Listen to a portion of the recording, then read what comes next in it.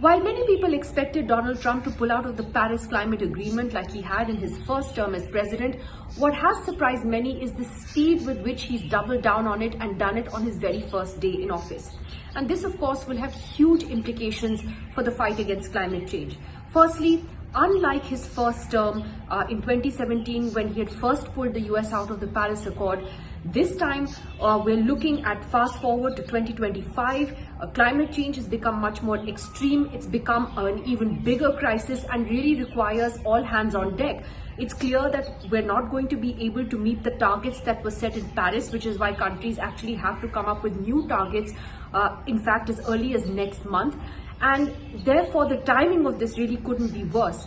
I have a bigger concern about whether it would also disincentivize other countries when they see the world's largest democracy and the country that historically has contributed the most to global warming, which is the United States. When they see the US pulling out of a climate agreement in this way, will it serve as a bad example to others who will say, well, maybe we don't have to pick up the can for everyone else if America is not going to do it.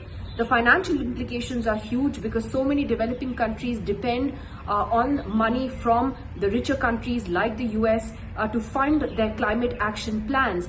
And with Trump freezing all this money now, what is going to happen to these plans, particularly in developing countries, is all up in the air. So the UN agency, which is tasked with essentially monitoring and coordinating international negotiations on this, it really has its task cut out.